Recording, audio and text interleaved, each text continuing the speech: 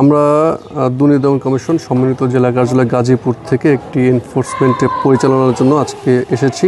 তো আমাদের টিম সকালবেলা থেকে এখন পর্যন্ত কাজ করে যাচ্ছে।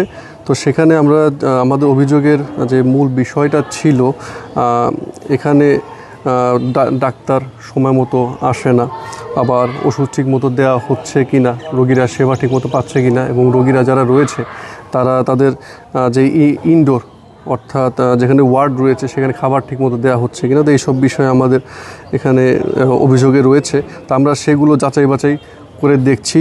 আমরা বিভিন্ন জায়গায় বিভিন্ন সময় আজকে ইনডোরে গিয়ে বিভিন্ন রোগীদের সাথে কথা বলেছি, এবং এছাড়াও তারা যে ওষুধগুলো সরবরাহ করছে সেই ওষুধগুলো আমরা অর্ডারের সাথে মিলিয়ে নিচ্ছি, এবং অর্ডারের সাথে মিলানোর পরে সেটা স্টক রেজিস্টারে আছে কি না সেটা আমরা মিলিয়ে দেখছি। তো এই কিছু কাগজপত্র আমরা সংগ্রহ করে তারপর আমরা আমাদের যাচাই বাছাই করে পর্যবেক্ষণ করে তারপরে আমাদের কমিশন বরাবরে আমরা একটা রিপোর্ট দাখিল করব। ডাক্তার ঠিকমতো আসে কিনা এই ক্ষেত্রে আমরা কিছু অনিয়ম লক্ষ্য করেছি।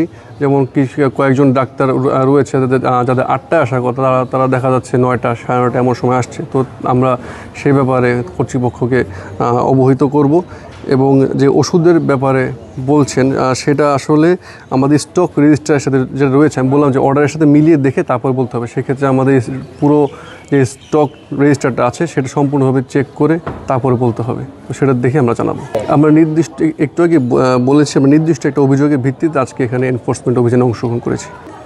অভিযোগটা হচ্ছে ডক্টররা সময় মতো আসে কিনা, আর ঠিক মতো ওষুধ সরবরাহ করা হচ্ছে কিনা, এবং যে খাবার রয়েছে ইনডোরে সেগুলো দেওয়া হচ্ছে কিনা।